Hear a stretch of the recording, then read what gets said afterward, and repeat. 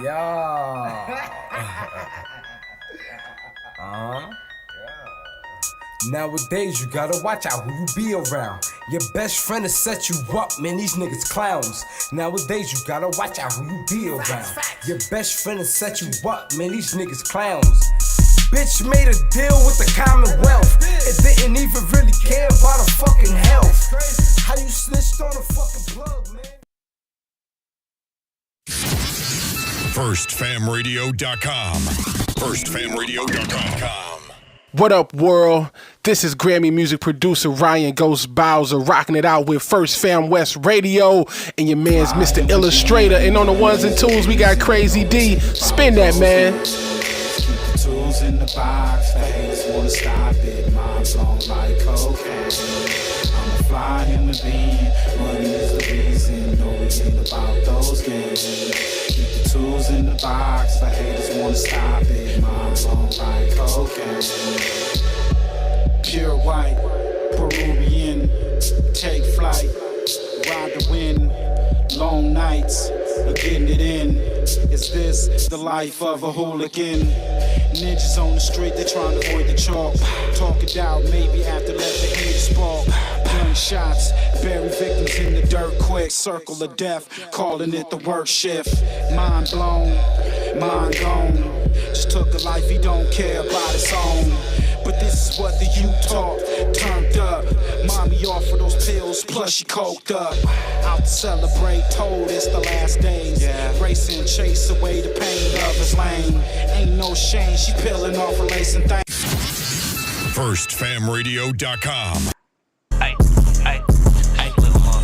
Call it Finette, that's my mafia twin from Jordan Downs. Raise a finger, that's on Gorillas, bitches going down. You politicking on Insta, and I'm out voting rounds. Smoked his brother, smoking his brother, now we in the clouds. Played our freestyle in the courtroom, Brody lost his trial. Doing dope all around the kid, so she lost her child. See, this mafia way of living, it's just our lifestyle. It ain't no waiting, I'm impatient, let's get busy right now, okay? Diamonds dancing, it's off a lick, I like to shine people. Keep it on me, unfortunately, I done shot people. Not legal, nigga, I'm a spinner, we are not equal. Non-lethal, John Cena the poor, I could not see. Long live to leave a hood boy was quick to squeeze a trigger. If your son ever hungry, doggy, I'll kill for that nigga. I die for the street that I post on with my killers. That is not my baby. Lately I've been focused on Skrilla. I can't tell you what, just know the code word is DJing. That's a highlight play, buddy, we gon' replay it. Well known gorillas from my city, they know we famous. You ain't talking no money, get in line and keep waiting, keep hating. I promise it's coming, Lil Larry, be patient. I had to cut this bitch off, she got feelings attached. I'll burn this motherfucker down to the ground, to the building collapse. Don't listen to your music, that shit weak and I'm knowing it's cap. 556 fly out ARP, ain't no holding me back. You speaking on my dead, it's okay, you for solely getting smacked. Don't need a microphone, but you know it's for solely a rap. Big eye busters, the enemies is for soaking wet. Don't believe none of your story, that shit make believe. 223s, you ain't ducking nothing, this could shoot through trees. Cold word, mental cycle, I came to make a pussy bleed. It ain't a bitch on this earth I'm gon' ever need. I tore down they ever run up on me, shit, I ain't having it. You sir not a killer, we heard you did that shit on accident. I told these niggas I'm from Gorilla Gang Mafia. Yo, BM keep watching me, tell her put down them binoculars. I beef with the whole city, give a fuck about being popular. Not affiliated with none of my people, so we robbing. I get busy with two, and they start calling me the problem solver. I'm a real life sparker, don't worry twin, that's on my daughter. Hey, why you dissing me on the net? We from the same city. Always leave a house with it on me, yes it came with me. Ain't trying to catch a body, you should not come playing games. I'm a rock star with a drum, so you know I got it on stage. Outside thugging on this block, cause I have no home. Kill a nigga playing with my bro if he right or wrong. I stand dead in his face and that's his fuck nigga, what's happening? Like a donkey in this club, it's okay, we get to dragging niggas out. If it get tricky, shit I'm passing, it's time to pass on the house. If you can lie dead in my face, I can smack you dead, no mouth. You off this pistol, I don't believe you gon' shoot it. I ain't breaking nothing down, if you want it, dog, we into it. Been a couple times they had me, fortunately they blew it. Trying to keep my mind inside of my head, cause usually I lose it. Think you really gon' touch me, you must be motherfucking stupid. Chop a big as Respucia, get a boner. Call it Finette, that's my mafia twin from Jordan Downs. Raise a finger, that's on Gorillas, bitches going down. You politicking on Insta, and I'm out voting rounds. Smoked his brother, smoking his brother, now we in the clouds. Played our freestyle in the courtroom, Brody lost his trial. Doing dope all around the kid, so she lost her child. See, this mafia way of living, it's just our lifestyle. It ain't no waiting, I'm impatient, let's get busy right now, okay? Gang mafia.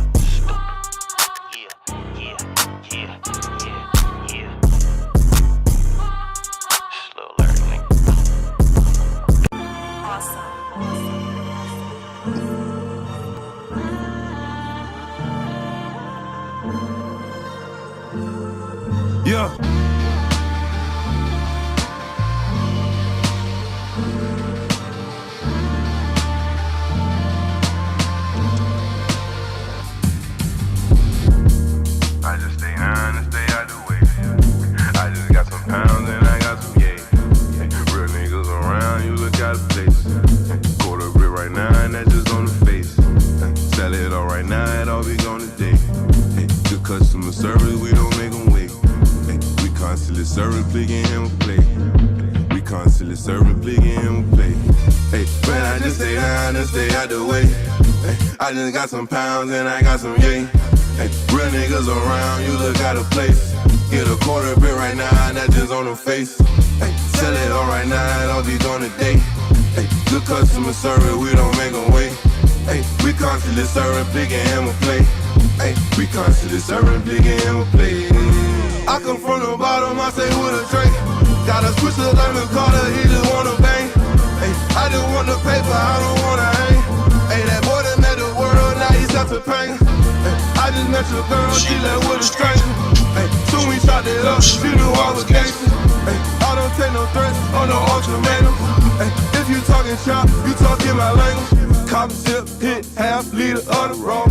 Big earner, but I used to be a underdog. Don't keep 100, that's why I don't fuck with y'all. You come try to strike, you gon' get a gutter ball. Losing all my fucking life, I can't take another loss. Grinding all winter, and I don't take the summer off. Putting that's to make a half brick, do a somersault. He's special, he just fuck around and run 100 up, add it up. I'm a real nigga just to sum it up. You can't be with me, little homie, you ain't done enough. Hey, Joey, can you throw me something? No, not at all. But if you cop folk, I might take 100 off. Sold his ass headbang and get some Tylenol. You get pulled when you leave here, then I am not involved. Put the bands around my neck to make it freeze up. If my grandma was here to see me, she say Jesus. She was busy see me with that money and she freed up. Miss me with that little boy Larry shit, I ain't no peon. Blood on the way, damn it took him a eon. For a phone price, I need something we can agree on.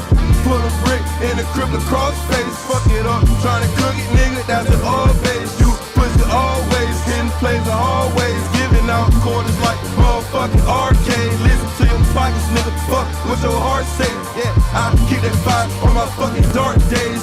Me and my pistol will never part ways. Me and my pistol will never part ways. I just stay down and stay out the way. I just got some pounds and I got some yay. Real niggas around, you look out of place. Quarter brick right now, and that's just on the face. Sell it all right now, it all be gone today. Good customer service, we don't make them wait. We constantly serving, picking him a play. We constantly serving, picking him a play. Nigga! Fucking boy about shit, nigga! Fuck motherfucking weed, nigga! Fucking with me, nigga! Runner. Pull up, roll up, get close. Y'all know what it is. Your boy Ill back at it like a crack at it. Let's get to it. Shout out to the baby runner. It be the brokest bitches that be popping it. Get to it. Before I pay a bitch, my Who y'all got? Baby I'm runner. kicking beef off the niggas die before you see the smoke. I know this bitch ain't shit, but I still fuck around and eat it though. Purple jeans like they jumped up out the Peter rolls. I got a bitch that say everything I need, she still get cheated on. Me and PC running through these hoes, you know what we be on. And I don't care if you call her white, she still get cheated on. I really wanna head up in this club, but I got blick on me. My cousin couldn't fit it in her purse cause they got stick on it. Air a nigga out, I swear I ain't tryna miss homie. And I ain't never been pressed to slob on my big homies. Point me to this money and I come and split that bag with you. Plus I got a bitch that might let me hit that ass with you. I be in the trenches but T4 be tryna get me out. But they just cracked on us so I ain't even tryna hang out. Diamonds on my fingers so my gang sound be blinging up. When I went to jail my bitch was acting like she single but when I touched down that bitch I swear to God that she in love. When all these niggas telling me it's love was tryna pick it up. Rolling 40 crippin', ooh, it be the war cry. Jumping out the bins, rolling weed, getting more high. My Cuban bitch a lawyer say they used to call her 4 eyes. Now when I fuck her with her glasses on, she be more fire. Humpty Dumpty sat up on the wall, but then he fell off. The same way these niggas in the hood be fucking bread off. Playing with my money that'll knock a nigga head off. And what the fuck a body finna do with his hand off? Fresher than your nigga and he know it with his dirty ass. If I pull these bottoms at the closet, I hurt his ass. The ops hit the homie, now we tryna give a murder back. And we ain't got too many homies with attempted murder raps. I have a new baby, but the park is like the heart of me. When I lost my brother, it felt like I lost a part of me. I don't kick it with a lot of bitches, I'm with Breezy, yeah. And if she run through that bitch, you know I'm on that nigga next. 50 cal chunky, I can't fit it in the stash spot. But even with this 40, I'm a motherfucking snapshot. She know she a whore, but these niggas might believe a bitch. She ain't talking shit, I ain't even finna feed a bitch. She ain't talking crazy, she know I don't even need a bitch. Niggas missing money laying up with it sleeping in. Clip hang low, but this pot got me 4 high. You trust them niggas end up being the reason that you gon' die. I don't trust niggas that be nosy all up in mine. I don't trust niggas that be acting hard all the time. I don't trust niggas always got a blunt but never weed. I don't trust niggas say they in the hood and never be. I don't trust niggas that get checked by their girlfriend. Bitch said she used to check me. I'm like, girl, in. I don't trust niggas that be stunting when these hoes come. And I don't trust niggas that get funny when that dough come. Cause I'm the type nigga bomb first, you think I'm Tupac. The nigga keep a gun cause he knowin' he'll get poop out. Ain't too many times you cracked on me, ain't a shootout. And when we come back, we ain't caring about who's out. I never marked out, but I'm really marked out though. 1913, the Lightberry nigga cutthroat. A couple niggas asking for the coke and I sell blow. But when I met the plug, I went back to do the big dogs run. Shit get too easy.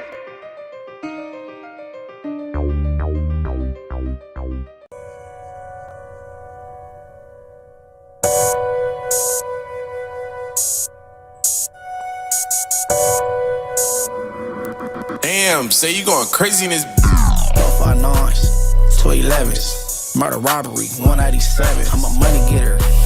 That's amazing. The way I fell in love with home invasions. 5 9s, 211s, murder robbery, 187. I'm a money getter. That's amazing. The way I fell in love with home invasions. I need my chili and I need it now. Little Philly snow grab, that's how it's going down. Crash the interview, make him lay it down. Tie Flocko up, he like 300 pounds. Hey, don't leave it to that fat nigga, give it up. Where to go at? His parents, they from Africa. Oh, you ain't got shit, fuck it, blood pop 'em. Fat ass on YouTube, starting drama. There you go. They didn't know on the gang, I don't play. Take the 110 freeway to the 8 trays. Pull over, I'm about to text Hefe. Hey, bro. On Bloods, I'm about to see what that check say. I have to holler at you, bro, I'm glad you came. You like what you need, nigga, I need that chain. Hit his pockets, okay, this a few stacks. 2,000, everything, he only left with his T-hat. 5 9s, 211s, murder robbery, 187. I'm a money getter. That's amazing, the way I fell in love with home invasions. 5 9s, 211s, murder robbery, 187. I'm a money getter. That's amazing, the way I fell in love with home invasions. 2 down on the gang and we still at it. Don't ask me why I rob, cause I'm good at it. You like worth the 21, but I'm a real savage. 3D, 4 heats, yeah, we stay packing. On my way to Lush, Brody in West LA. About to have that shit hot, but shout out to Trey. Middle of the night and he still woke. I can tell how he talking, yeah, he off dope. Walked up to the car, we on high alert. Philly kicked him in his ass, took all his perks. Little Philly like, break baby next, I'm like, okay. Alright, he in jail, he ain't home, I know he got safe. Came through the back, easy 100K. I kinda missed the nigga, y'all, please don't see late. Head to the valley, make a left blood. Boys come, let it blow like a waitress. 4 5 9s, 211s, murder robbery, 187. I'm a money getter. That's amazing, the way I fell in love with home invasions. 5 9s, 211s, murder robbery, 187. I'm a money getter. That's amazing, the way I fell in love with home invasions. This nigga whack on his belly showing ass cheeks. Dumb nigga laid up with R&B. Wasn't murder robbery cause we left the cheese. You was not pyro on IFG. No turn suspect into a victim.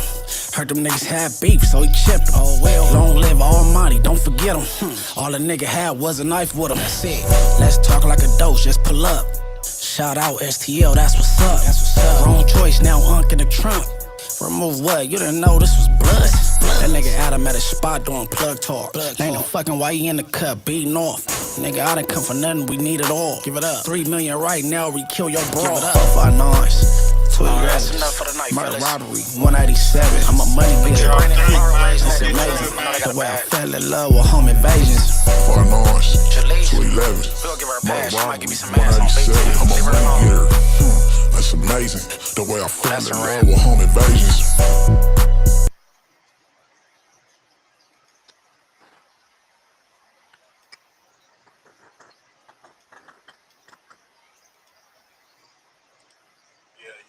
Yeah, what it do? Man, that nigga Flocko looked like he put Vaseline on his face. This shit is shiny. Oh, man. You know Nigerian cheeks don't shine.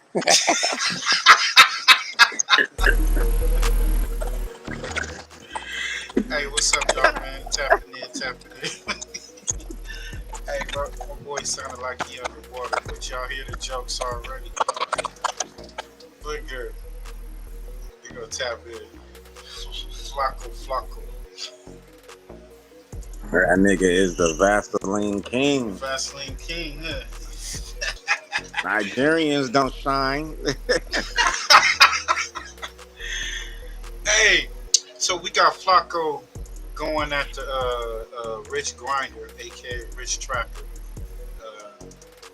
This is crazy. You know, Rich Trapper been going after everybody, back and forth ever since the skeletons that fell out the closet and exposed his zestiness. So now he's been going at the Flacco. He started off going up at the Flacco. So it says LA 60 Crip threatens to do this to me after I expose his nasty secrets. Paprika is planning on suing me. I am just getting off a Zoom call with my boy. So with that all being said, let's jump into the subject at hand. What I can say for right now, don't get it twisted. A lot more is coming. But for right now, all I can say is this. This is the best he could come up with. After being exposed for beating his baby mama beyond recognition, for beating up another girlfriend and catching a felony charge for that, for having a family domestic restraining order against him, for beating her up and choking her until she was unconscious. This is the response. After being exposed with evidence, his response is, hey, I got a lawyer. Hey, I can't say too much. Like, bro, we've seen that play before, bruh. All right, we've seen that at work before. I can't say much right now. I got a lawyer. Sir, you are talking as if you've already convinced us that you have a lawyer. You still got a lot of work to do to convince us that you can afford a lawyer, okay? All right, you are the same one who had a GoFundMe out because you were homeless for months after like your apartment burned down. You ain't even have the money to afford a deposit and first month rent to get into a new apartment. And the reason why I'm even bringing that up, because you should never shame someone when they're down and out, is because that's his go-to. The first thing out of his mouth when he's beefing with someone is how broke they are. He called me broke. He called every one of his enemies broke. And he pops it online as if he's some rich millionaire rapper. Shopping, Calabasas, big Gucci store teardowns, relationships with the jewelers, private jets. This man has convinced himself in his thick skull that he's a millionaire, same way he has convinced himself in his thick skull that he has a lawyer or that he even has a case against me. Sir, everything I said in that video was the absolute 100% truth. Okay, you was arrested for felony aggravated assault on that woman. You put hands on her and you whooped her until she was beyond recognition. No matter how much ChatGPT you use or how many car videos you make trying to manipulate or convince the people, you can't talk your way out of the evidence, buddy. All right, here is a conviction. Felony aggravated assault. You did this to that woman. Here is more photo evidence that you threw her body against the wall while you pummeled her. Okay, you did this. Now this. Damn, Rich Trapper. Hey, that was an accident. That did not happen, bro. The motherfucking table fell into the lamp and it fell on her, and yeah. That's what he told I'm trying to give homeboys some vouch. I'm trying to vouch for him. Hey, that's what he told the judge. Just one woman, right? This is just one woman. Oh, shit. The other woman, his baby mama, she filed a restraining order against him. And in that restraining order, the temporary protective order, she documented how he choked her until she was unconscious. She provided text messages of him texting her, making threats. By the way, the number that he texted her from is a number that he texted me from, threatening me after acting like he was a fan of mine. Sir, you were caught dead in the water. There's no getting out of it. Multiple women have accused you of violating them in the worst way, violating them in ways that no man who has ever claimed to love a woman should violate a woman. You gotta live with that, bro. You know what, bro? You got an issue, and you can't make the receipts, bro. Of course it's not. I'm just saying, Flacco ain't gangster, my nigga. I'm hearing about domestic abuse. I'm like, my nigga, I feel it. You know what I'm saying? He a no good ass nigga, but you supposed to be like, my nigga, and I got paperwork that you snitch. I think he do got some paperwork. You know, I want to hear that juice right there. Hear that shit. He got some. Fuck, nigga, everybody got some baby mama drama. He just lost his damn mind. That's choke that bitch out like nigga. Yeah. He snapped on her. He snapped, nigga. Photo evidence in the arrest report and the conviction, you can't make that go away.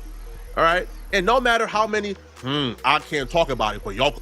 Now, when he was dating Keeks, he was abusive throughout the entire relationship. She testified to that. He had the blue bandana on and everything. He was rolling 60 crippin' right here. I ain't gonna lie though, man. He had a little pretty girl, man. I can't believe he was punching on her though. Yeah, he beat her till she wasn't recognizable. Man, I can imagine. That's crazy. That's some childhood problems right there. You know what I'm saying? He got mama. He might have been fondled as a baby or something. You know, he don't like women. It could. I mean, he getting caught on Grindr. You know what I'm saying? You got childhood shit be coming out in the adults and shit, nigga. Shit you should have conquered as a teenager.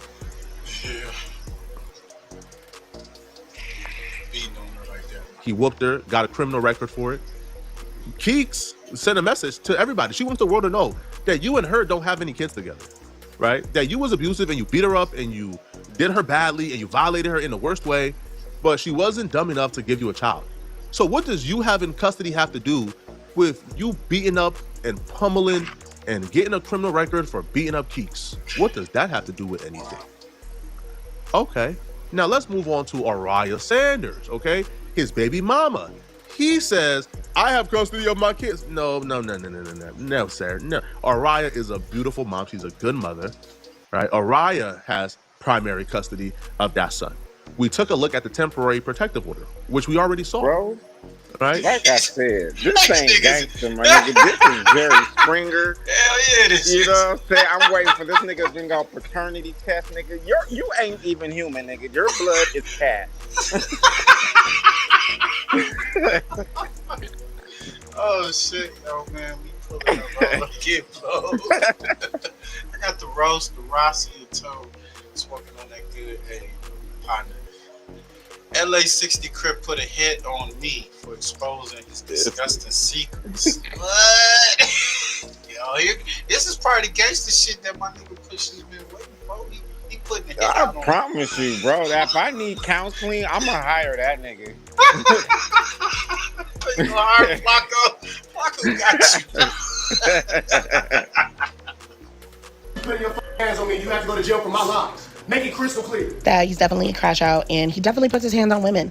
Wait, Daryl, is this you saying you're signed to Atlantic, lying about having a Nipsey Hussle feature to scam people out their services? This can't be you. Hey, why you exposing the nigga Hustle?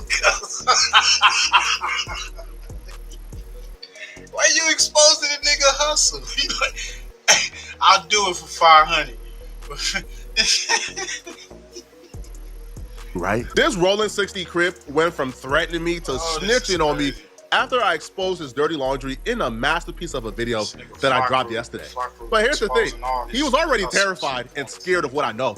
That's why he's snitching on me, calling YouTube on me, making reports on me. But that only made me dig deeper. And what I found as I dig deeper is even worse.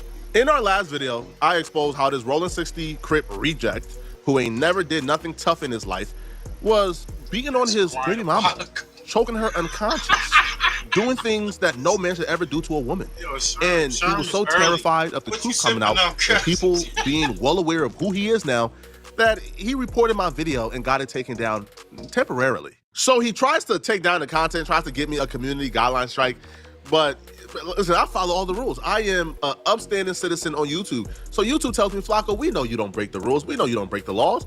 You're one of our most upstanding citizens on this app. We know you ain't do nothing wrong. So YouTube said, listen, okay, he's complaining, he's filing reports that you quote unquote use one of his numbers in the video that he claims is not his number, by the way. But just take it down, please. Or no, you don't gotta take it down, Flacco. Just edit the video out and we'll reinstate the video. And that's exactly what happened. I edited out the parts that he reported and YouTube reinstated my video. Before we get into my new discoveries that apparently he's deadly terrified of coming out as well, let's just do a quick recap on exactly what we discussed in our last video, just so you guys know how much of a monster this nasty, dirty Rolling 60 Crip reject is. He was arrested in November of 2018 for a felony aggravated assault against his girlfriend. He whooped her, he beat on her until she wasn't recognizable, disfigured her face. The mother of his kids, Araya Sanders, filed a family protective order against Rich Rapper. She left their relationship, according to her, because he would choke her until she was unconscious on multiple occasions. He beat her throughout their relationship. And once she says, hey, I'm done with this, I don't want to be with you anymore because I want to live, because you can't control yourself, He then began to stalk her, send her threatening messages when she's Bro, trying to get one away. of those He is a chokings classic wasn't predator. his fault. This man is a despicable, horrible human being. What you say, Push? What are you talking about? That was his body double? Nah, she put one of those bags over her head on her own, bro. That's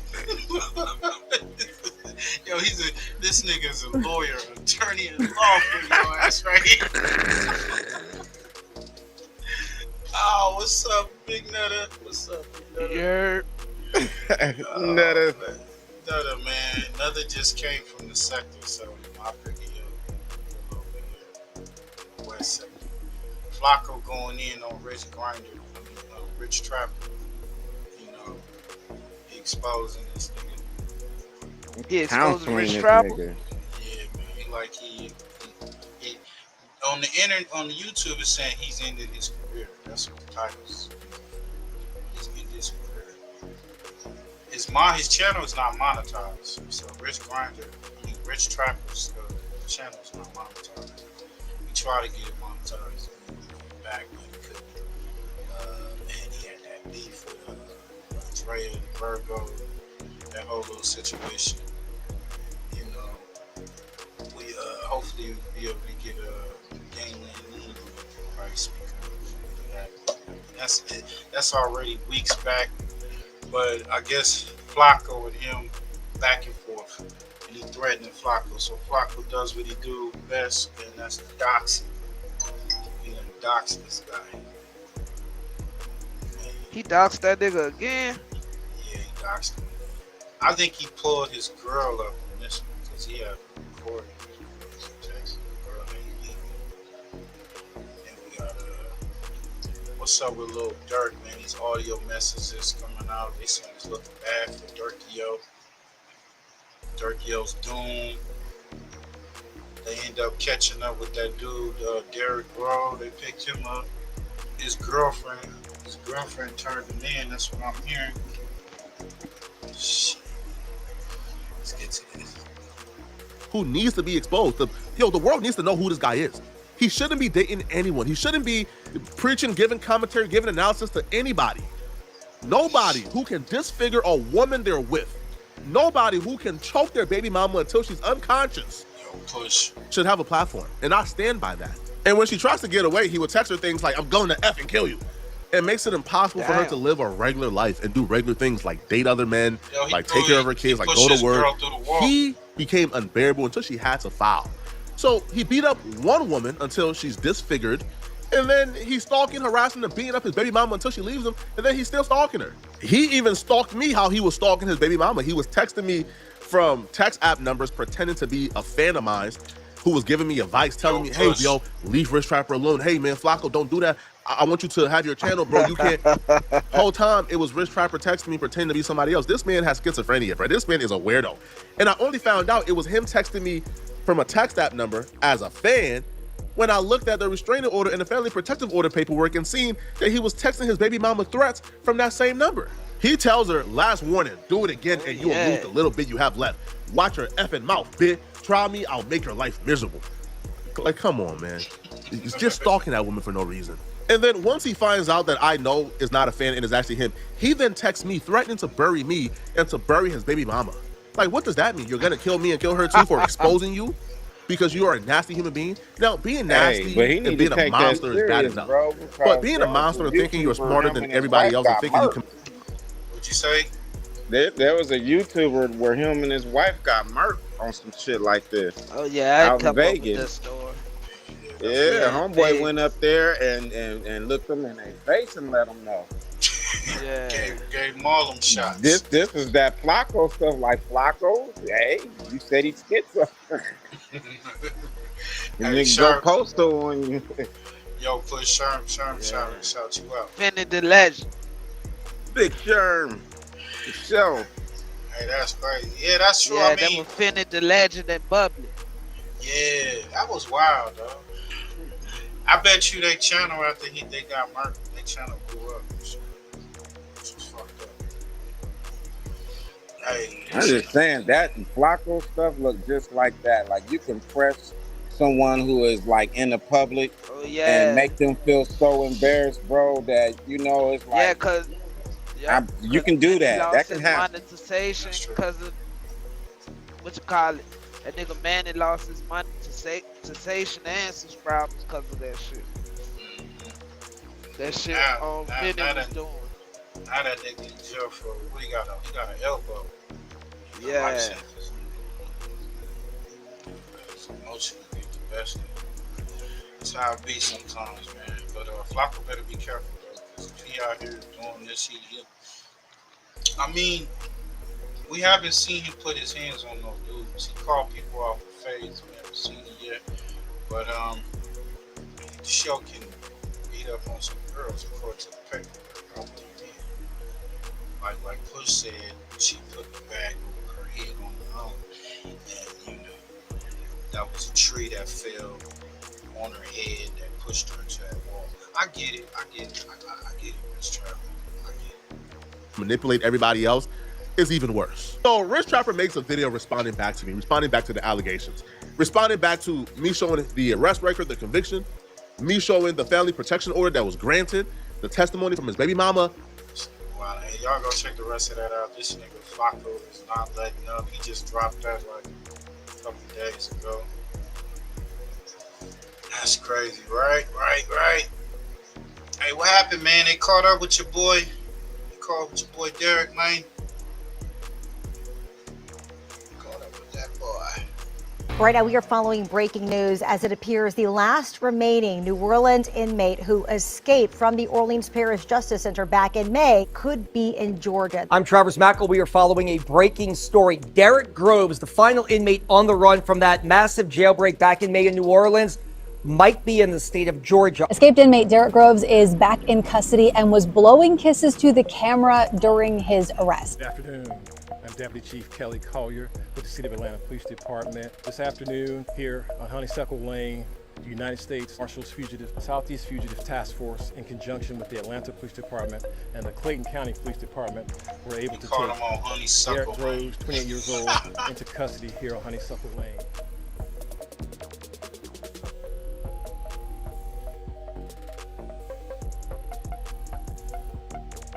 Say, bruh, Atlanta been hot before, but today it was sweating. Oh yeah, you right, Sean. He down with that other dude.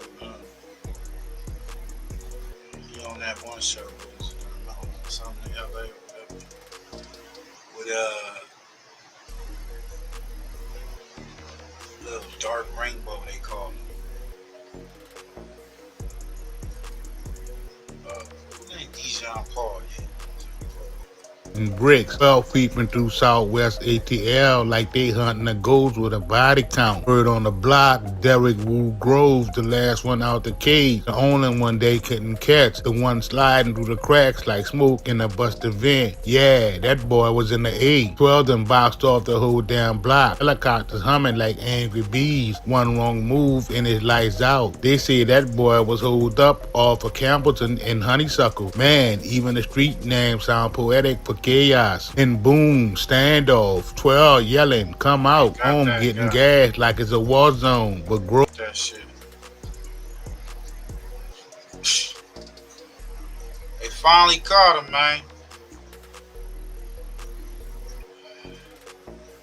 Yeah, fellas, what y'all think, man?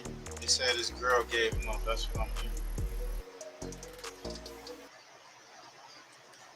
ain't saying nothing, ain't flinching, like he knew this day was coming. The streets say he wanted it to be cinematic. D. Groves wasn't just another runner. Nah, he was the last ghost from that Orleans Parish jailbreak. 10 gone, 9 back. One still breathing free air. The streets been whispering that boy's name for 5 months, like he turned Houdini with a homicide record. And now the city that gave us trap beats and heartbreaks done turned into his last stage. Tips from callers told 12 he was in there. Neighbors peeking through blinds like it's pay-per-view. Even the air felt nervous. They hit that house again. Tear gas rolling like fog off the bayou. And that's when the game ended. The marshal said we got him. Ain't no movie credits, ain't no outro song. This a man who became an urban street legend caught slipping on a Wednesday. See, this year ain't just started in Atlanta. This movie been rolling since the Orleans Parish Justice Center. 10 inmates decided they done had enough of jumpsuits in them cold ass food trays. Them boys ghosts in the night, gone. But the one everybody talking about, Derrick Groves, aka Woo, the Quiet Storm. They had that boy doing life for that Mardi Gras block party gone bad. 2 dead, several hit. Whole city shaking their head like these little dudes ain't playing. They wanted that boy Groves to rot in that cell forever till he flipped the script. Rumor was his inside connect wasn't just a homie. It was a woman claiming to be his girl, Dariana Burton. Yeah, love will have you taking risks, retirement plans, and federal time. Shorty was a former jail employee playing both sides of the balls. She helped him goes out that joint like a magician with a vendetta. Soon as they realized he gone, New Orleans was lit up like Bourbon Street on Mardi Gras. One by one, the other escapees got snatched up. Soon came Antoine Massey down. July, 2 more. But that boy Woo, he vanished like rent money on payday. Marshals talking about outside accomplices, federal task force, multi-state manhunt. But in them streets, folks was laughing like, y'all ain't catching that boy. He probably chilling in the Waffle House wearing shades somewhere in New Hampshire. 5 months? Bruh, 5 whole months. And that boy was still out here like gravity ain't applied to him. Derrick Groves turned from a name to a file to a whisper on every block. That's in the endo saying, man, Woo probably chilling on a yacht somewhere. Others like, nah, he overseas hiding with the dope connect. Everybody had a story, but nobody had facts. Woo was like a hood legend with 9 lives and no phone signal. See, Derrick Grove wasn't built for the spotlight. He was built for survival. Real talk. Dude moved like a roach in a blackout. You see the shadow blink and he gone. Marshals had his face on every billboard, every news cycle, every gas station, TV screen. But the streets don't talk to the news. They talk to each other. Quiet, coded, slick. Word floated he made it through Baton Rouge. Then maybe slid through Montgomery. By the time them people thought they had him, he was already 2 exits down. Windows tinted. Hooded up. Full time the feds acting like they closing in, but nah, Woo was out here playing hide and seek on. If you could come up, sir. I'm right here. Have a seat, if you don't mind. Good morning. This one or the green? So, sir, I'm Judge Wolf. This is your extradition. I want to go over your rights so you can decide whether you want to waive extradition or not. You're wanted out of the state of Louisiana for aggravated escape. I'm going to explain to you first what happens if you decide to have an extradition hearing, then what will happen if you decide not to have one. So you have the right to an extradition hearing if you choose. You have the right to hire an attorney to prepare for and conduct that hearing. If that's your choice, I will postpone the hearing for a reasonable time, 60 to 90 days, for you to obtain counsel. The law does not give you the right to a public defender or appointed attorney for purposes of extradition. If you choose to have the hearing, I will reset your case 60 to 90 days to allow your attorney to prepare for the hearing. At the hearing, there will be 3 issues. Are you the person named in the warrant? Did the governor of Louisiana sign the warrant? And what you're charged with in Louisiana, is that a crime in that state? I cannot consider your guilt, innocence, the merits of the case, or evidence connected with the underlying case. If after the hearing I determine that the requesting state, Louisiana, has met its burden of showing those 3 things, then they would have approximately 15 business days to pick you up. If they don't, then you'd be brought back before me and I would consider releasing you. If after the hearing I were to find that Louisiana failed to prove those 3 things, then you would be released. You also have the right to waive or not have that extradition hearing if you choose. If you waive your hearing, then Louisiana has approximately 15 business days from today to come get you. If they don't, then you'd be brought back before me and I would consider releasing you. However, you may be held up to 30 days before being released. Regardless whether you're released in Georgia, you are subject to arrest again at any time as long as this Louisiana warrant remains active. So even if you are released, you may wish to consider returning to Louisiana to have the matter resolved. Also, the media is here. I want to let you know they filed the appropriate paperwork. It's called Rule 11, and that was signed by one of our judges, our chief judge, and so they are here as well. You also have the right to remain silent. So let me just ask though, do you have any questions about your extradition rights? No. And do you want to challenge extradition or do you want to return to Louisiana? I want to return where I'm from. You want to go back to Louisiana? Yeah. Okay. So I do find you freely, voluntarily, and knowingly are waiving your extradition rights. I'm going to sign the paperwork, and that's all we're going to do here today. Thank you, sir.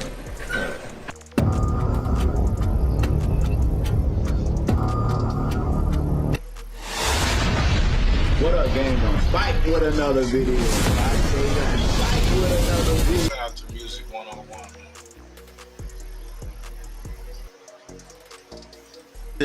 Through Crime Stop that pointed them to the metro Atlanta area. Groves was found hiding in the crawl space beneath the home by a SWAT team.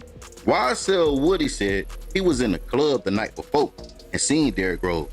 Told his homeboy, but his homie ain't believe him. Then the next day, he see on the news that Derrick Groves was arrested in Atlanta. Yo, plus at least he got his. So homie was on the run, but he was in the club with Woody. Gotta have some guts, knowing that his picture, his face, been posted all over the news, all over the world. And he inside of a club getting his groove on. Check out the clip, get in the comments, tell me what you think. Like, comment, subscribe, turn on all post notifications. It's free. Do it for me. Instagram. Y'all know what time it is. It's time for us to cut a food. That's what we about to do. We finna cut a food. Straight up. This nigga done came down to Atlanta and got caught by the police. Out of all the places he could have ran to hid it. Out of all the places he could have hid it, he wanna bring his bad ass to Atlanta. He must don't know APD like roaches. They everywhere.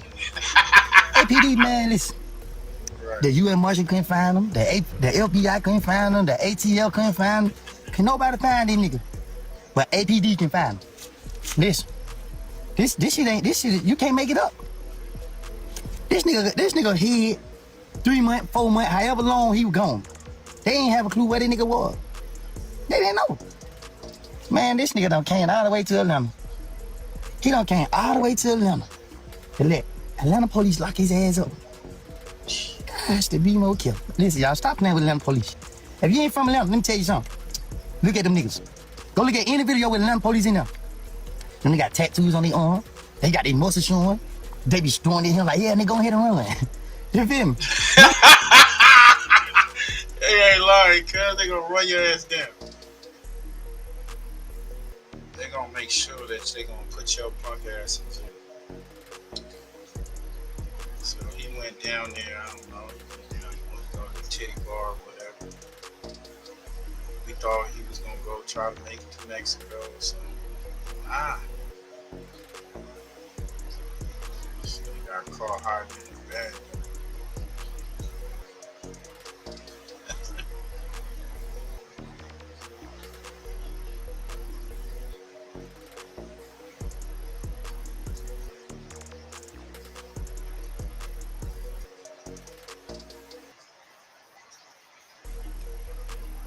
On the news, he's screaming, no, no.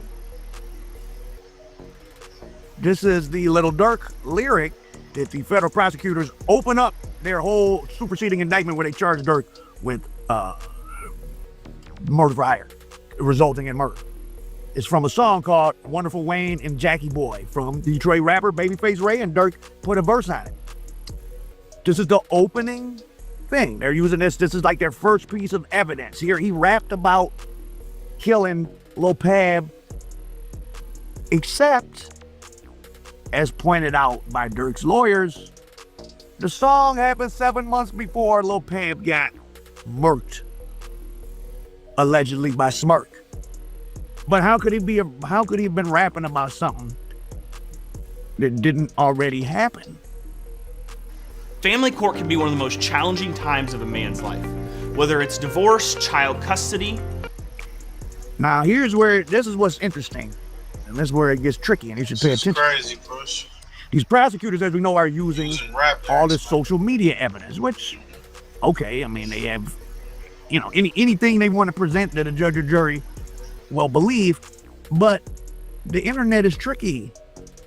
If you're a middle-aged man or whoever, I'm a middle-aged man who's on the internet all day, so I know what's going on. If you're just somebody who's not really on the internet and YouTube just constantly, you're not into the music scene, well, there's a lot of little things you might not know.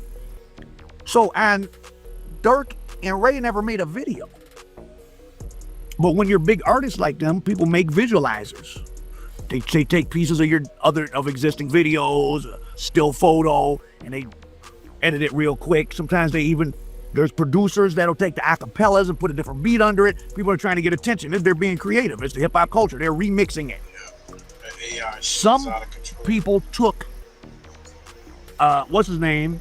Quando, running out of the truck saying, no, no, and put it on the song themselves, which the prosecutor was using. This, mind you, this is the beginning of it's the first paragraph, just before they present any other evidence. So, I mean, whatever you write first, that's the most important thing, right? If you ask me to, Al, tell me about yourself, wouldn't the first thing I say to you about myself must be what I think is the most important? I'm not going to tell you a minor detail. I like to wear my hat to the back. I'm not going to tell you that first. So the prosecutor must have felt that was important, and yet it wasn't even accurate. So that's why there's these two. Well, in June, actually, there was a motion to throw the case out because of that. Basically saying the prosecutor, if one of their basic pieces of evidence evinces a lack of effort or knowledge and even understanding of what goes on. So you're going to use YouTube videos and you're evincing a lack of effort to research and understand what really goes on YouTube. That these videos, and they may be uploaded, there may be videos uploaded by someone else that added the news clip of Pam saying no, no. I think they got a clip of Dirk holding up his phone or something, but that's all after it happened. When that song was made, it was 7 months before the homicide. So his lawyer, Drew Findling, who got him out of the case. Listen, got him out of the case in Atlanta, though. I think the Atlanta criminal justice system is subject to some money being passed around, but what do I know?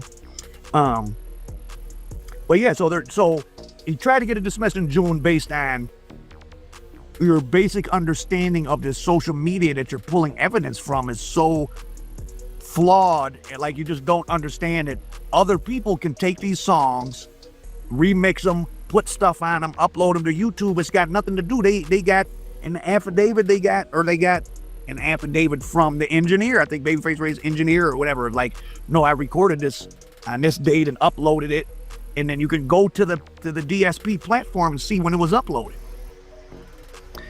So they showed that song with that verse on it was uploaded 7 months before the homicide.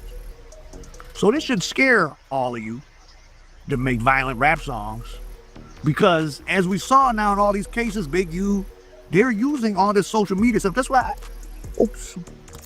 back in action, people, don't worry. I don't get into the made up gossip stuff. And I get that people do it because it makes them money, but like, they're using this stuff as evidence and they don't even understand nor care that it may not be real evidence. A video of Dirk saying, oh, the hit is on go, your son screaming no, and then playing a news clip of that, well, that sounds bad unless you knew it happened 7 months before and other people added that because it's dramatic. It makes for something, it's some wild looking shit. Yeah, that's some wild shit right there.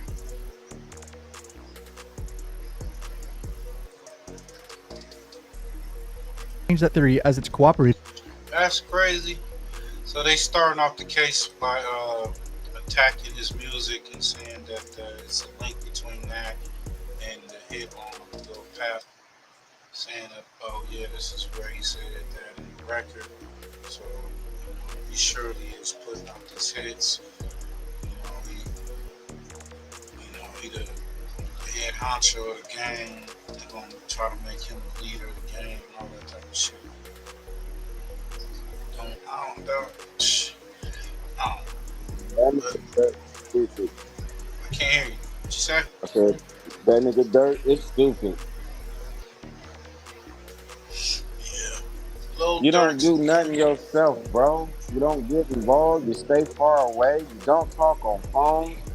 It's just, you don't rap about it. You don't say shit about it. don't even know it happened. Real shit. You surprised that what that happened? Main piece, you don't rap about it. Like, you doing some real life shit. I mean, I'm pretty sure you can put a fairy tale together. You know, like. It's like they ain't talented enough to come with just. They come with some made up shit. They gotta come with the real, actual, factual murder. Had a switch on it, the type of gun, the car I was in, the drugs I was on, all that type of shit. Your stories morph over time to meet the demands of a conviction. Because the indictment omits the factual particulars necessary to give Mr. Banks notice of the charges against him and to permit him to prepare for his defense at trial, it fails to satisfy Federal Criminal Procedure 7C1 and the 5th and 6th Amendments. Dismissal is warranted.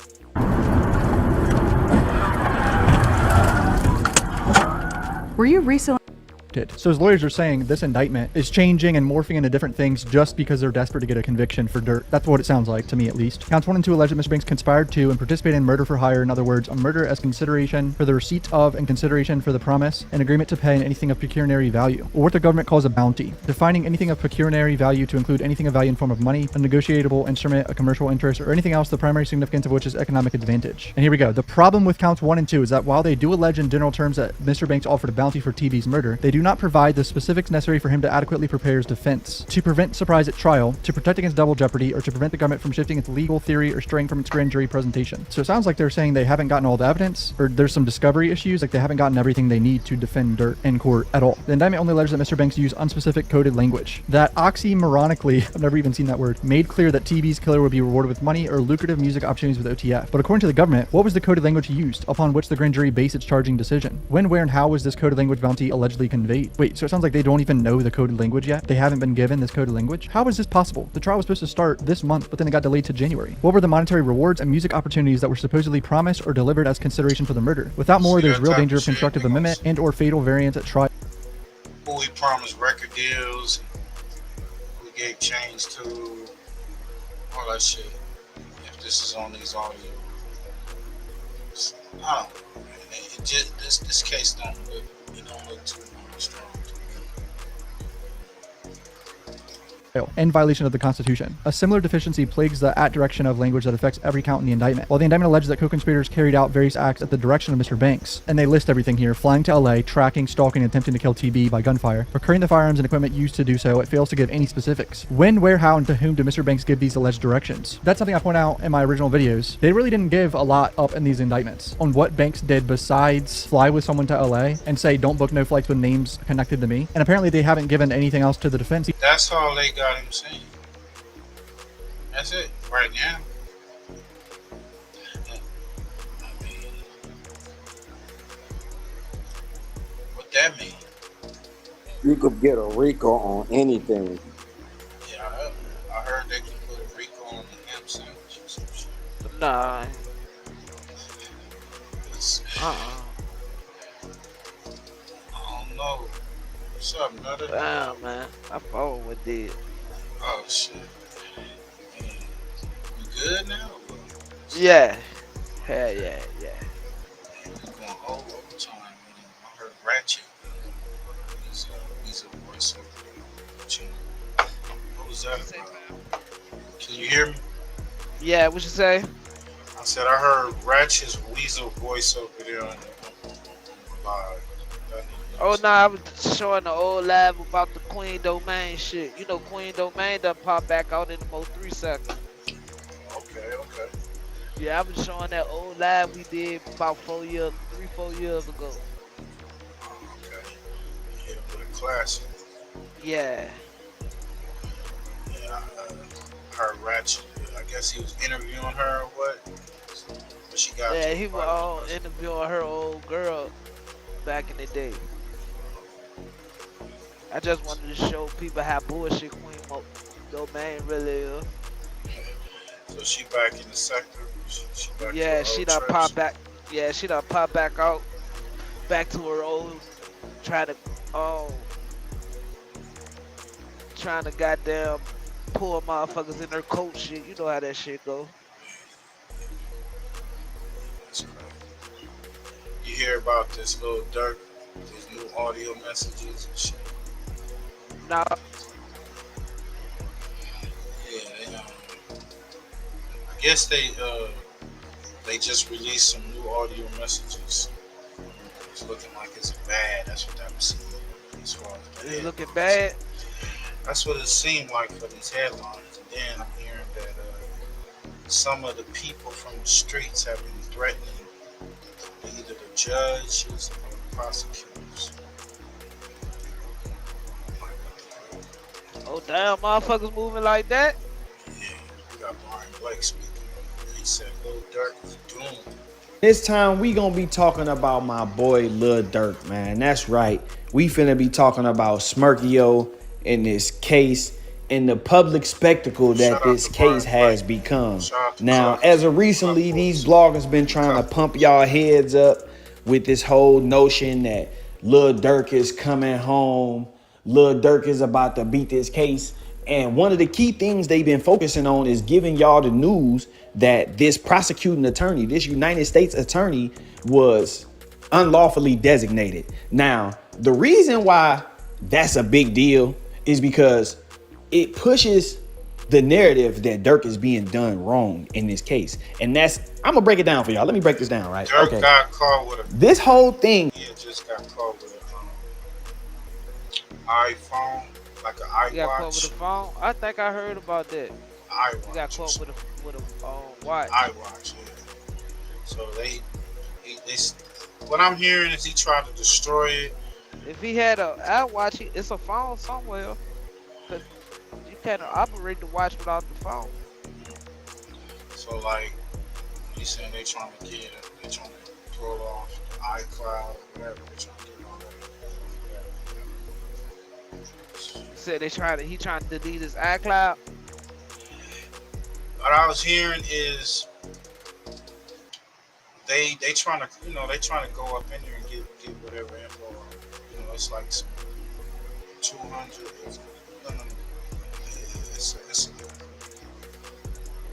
I think it is 230 or 250 gigabytes of information or some shit.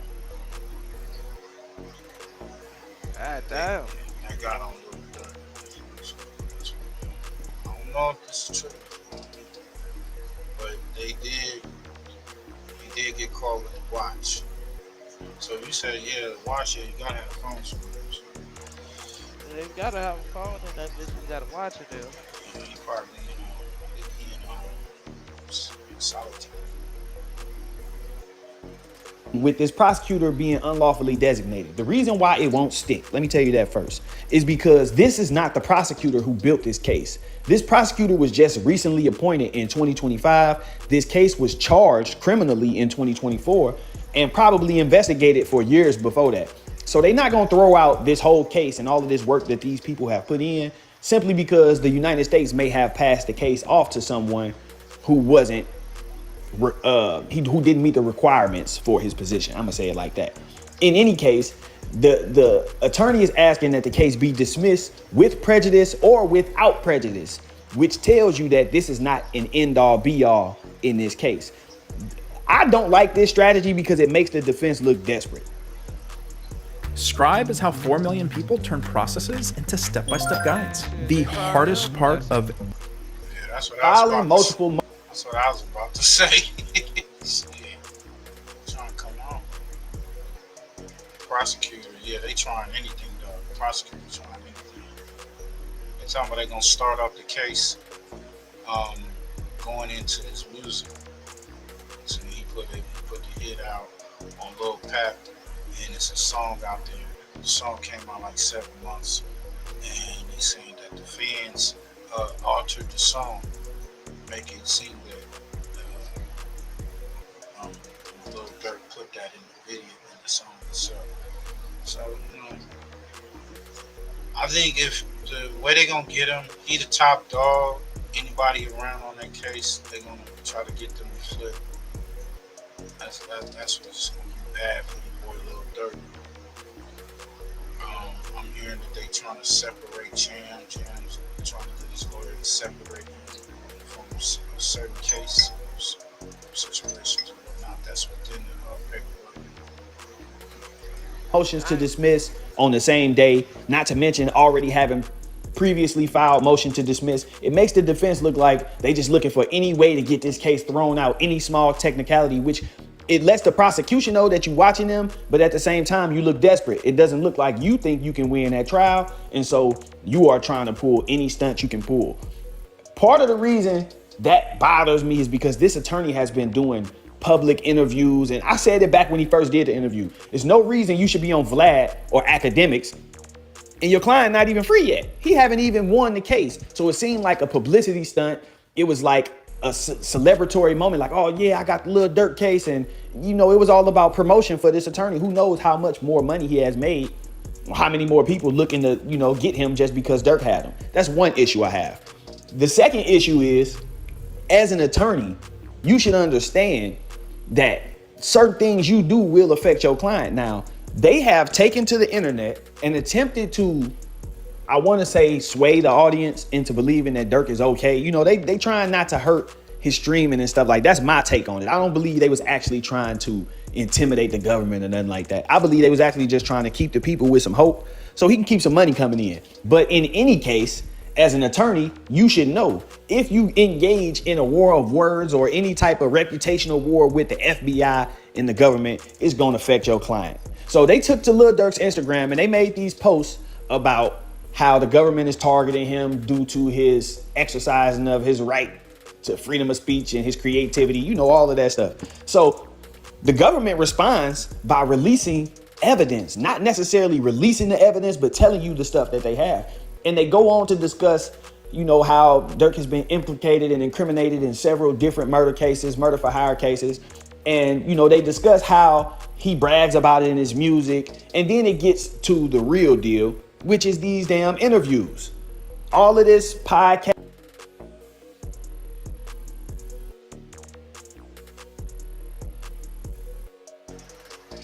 They make Lil Durky a leader.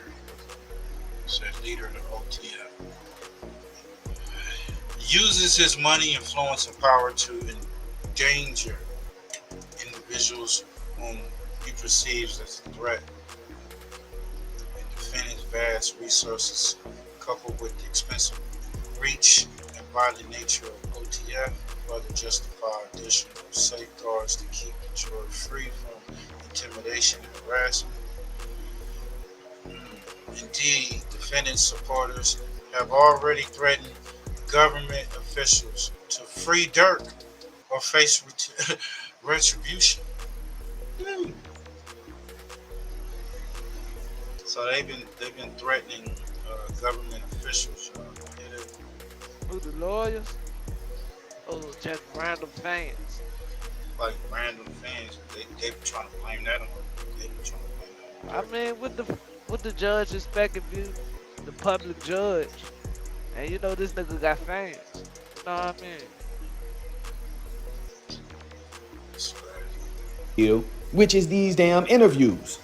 All of this podcast stuff, all of these. Young Thug judge got threatened. You know what I mean? Right. Well, I think with Lil Durk, they've been trying to put down Key Von was behind it, put him in jail too.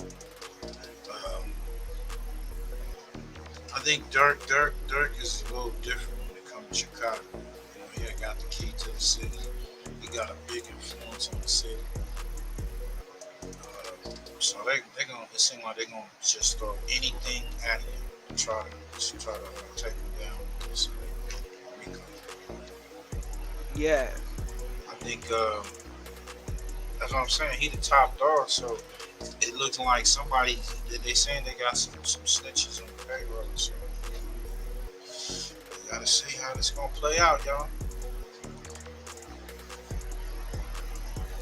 These bloggers talking about this case, they are fueled. We say they keep putting it in their records. They talking about it. They damn near giving them all the evidence. This beef between the lawyer and the United States attorney, and it's ending bad for Durk. Oh my god! I just won $60,000 from my car crash from this app. Because these bloggers take this information, they want to use Dirk's name in the headline to get views, so they take it and they put it out there. Now the government has to respond, and then you got to understand, you got a lot of kids on the internet now, so they trolling, they sending what they believe are anonymous emails. Let me tell y'all that too, because this definitely needs to be addressed. Whoever is emailing the judge in the prosecutor's office, you are not anonymous, bro. You send a threat to the judge, the prosecutor, man, they got your IP address. They know the exact device that came off of. So, yes, they are investigating that. It's actually mentioned in the paperwork. They are investigating those threats. And they have said that none of those threats, none of the information in those threats actually leads back to Dirk, which is a good thing. But if you thought you got away with that, you didn't. In any case, all you did was hurt Dirk's case even more, because the government, there's a thing called failure to accept responsibility and obstruction of justice, right? And what they do is it gives them the ability to enhance Dirk's punishment. And so even though you may not be connected to Dirk, the fact that you sent that message is connected to the fact that he got on the They're gonna blame Dirk for that shit. They making it hard for him.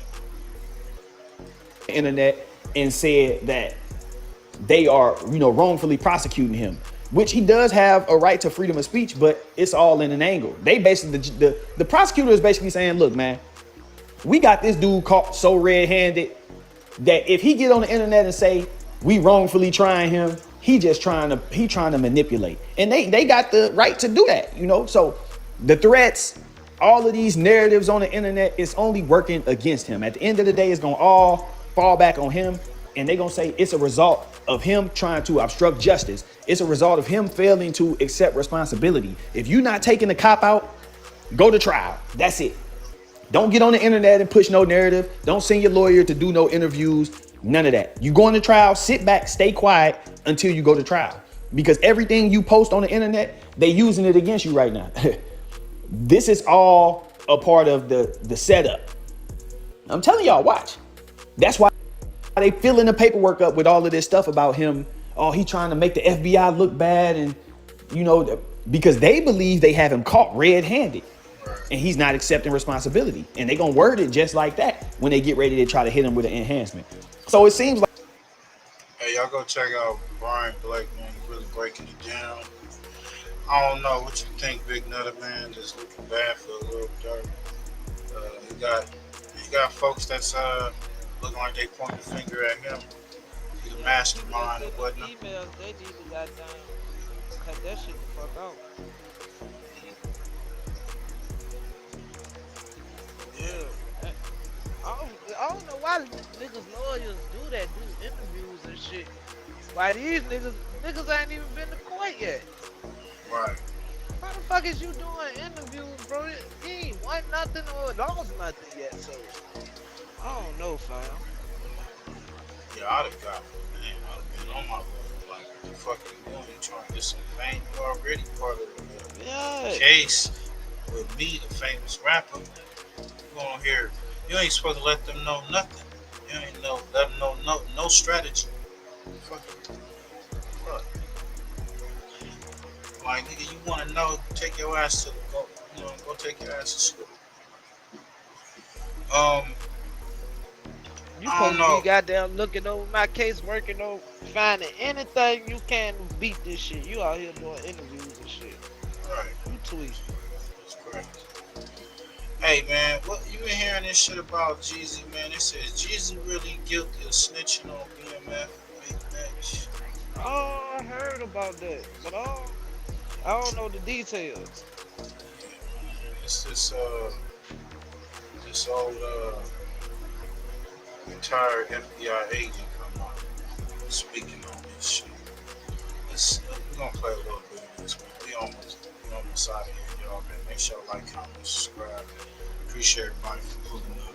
Y'all pull up tomorrow too, because we're gonna break down that as above as it is below.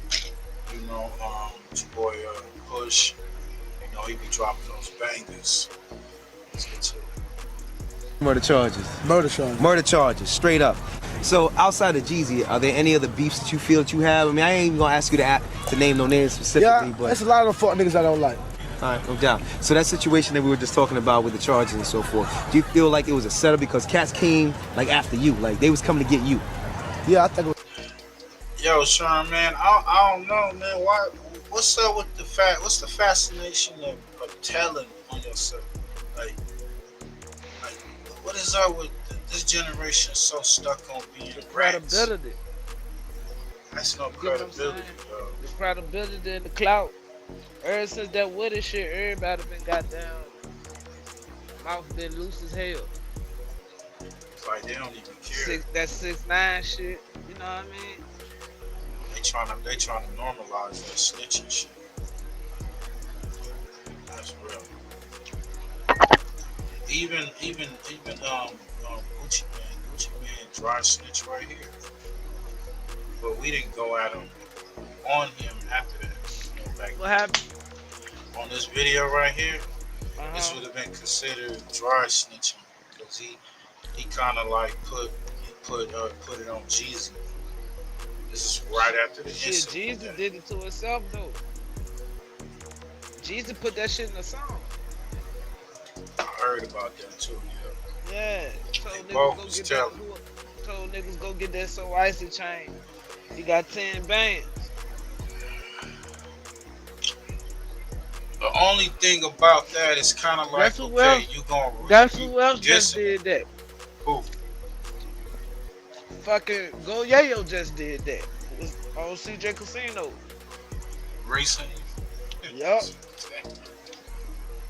Told niggas, he got a 10 piece for niggas who snatched that gorilla piece from CJ Casino. Went live and said that shit. Police shit too. It's just right now, this whole snitching culture. Back then, they didn't say nothing. I mean, Jeezy said something about it. Yeah, but that jump with Jeezy and Gucci. Yeah, that was some shit. That jump with public information, you know what I mean? But Jeezy even got down saying that shit on that song. He implicated, like right after the song came out, that shit happened. Set up. Do you have any indications on who it might be? Have you heard anything on the streets? Just whatever you feel in your own heart. That question right there. It was on that Stay Strapped jump. Yeah, the Stay Strapped. That question right there. That's where he should have said. Even if he would have said, I got an idea, but I'm gonna let my people, I'm gonna let my lawyers do it. But he didn't say. What did he say? When he asked him that question, what did he ask? I ain't heard him. He said, "Who do you think did that to you?" Oh, okay. So he was supposed to be like, you know what I'm saying? I'm hearing some shit, or yeah, it is what it is. You don't keep that in the streets. But he didn't say that, and nobody jumped on Jeezy about this. On Gucci. Set up. Do you have any indications on who it might be? Have you heard anything on the streets? Just whatever you feel in your own heart. Well, you know what I'm saying? Like I say, ain't too many people got the motive to do some shit like that. I just like a detective, learn, you know what I'm saying, look at the motive, who has motive to do it. And this fuck nigga, the only nigga has motive. Jeezy. Yeah. What's going on with you and Jeezy? I don't fuck with a nigga, he a pussy. Right. So, what's got you feeling that way, man? Niggas just be doing little bitch ass shit. You know what I'm saying? Shit a bitch to do, you know what I mean? That's crazy. Like a little bitch. Alright. So where's all that coming from? Because y'all had the song together. It seemed like the relationship was going along pretty alright. Y'all both repping the A. That's what I'm saying. He did snitch right. That's the interview bullshit too. Cause he ain't even say a name. The interviewer said the name, and Gucci shouldn't even got there and said yeah to that shit. He should have just been like, yeah, you know who I'm talking about, nigga. You know what I mean? It's like what Gucci Man? Like, I don't know. Next question, like my nigga said. Next question. Or I'd have been like, look, my lawyers tell me I ain't speaking on that. It's still an open case. Next question. Nowadays they be like, yeah, man, the nigga said it. I know it. I saw his ass. I seen him. He had on that motherfucking A hat. See, and it's crazy because Cause the only reason Gucci know where that shit came from, cause who the homeboy was. You get what I'm saying? Yeah, he did. He did what he was supposed to do. You know what I'm saying? If the sound bite was the Yellow Beezy back then, put him in the dirt. You know what I'm saying? That nigga Gucci Man did a song just like this. I thought it was a real nigga, man, but you know, they was CAPP'N, man. Even with the murder, even though it was self-defense, do you ever think about that and you think like maybe I could have handled that different, especially when you did like the diss record? He needed to be in the ground. Put his ass where he supposed to be. He tried, man. Hey man, I be feeling that way though, man. Nigga tried me. I'll put you in the dirt. Try me, bro. $50 in the trash bag, Gucci do the dishes. That was my shit. Don't know about it, fuck with my kisses. Man, yo, he did bait him into that answer though. That's that slick shit.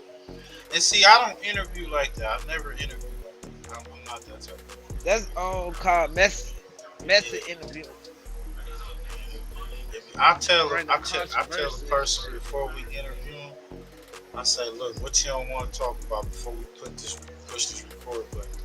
You know what I'm saying? That's how you do it. Get it out of the way. That's the old Gucci still there? Nah, that's the truth. $10,000 bounty put on my neck. I hope you didn't pay them cause they didn't have no success. Imagine being able to build an app with your name on it, just by thinking about it. Meet Base 40. Your partner up, nigga, bet he can't say shit. And if you're looking for the kid, I'll be in I'm zone. not going to say the guy's name because he's pretty famous, and to be fair, he was never charged with a crime. Yo, this is where But we had these two rappers in Atlanta. Try to make it we don't know what's up. But this is the ex-FBI agent. They asked him, did you ever have one that got away? Early 2000s, and they were beefing with each other, trading diss tracks, the whole thing.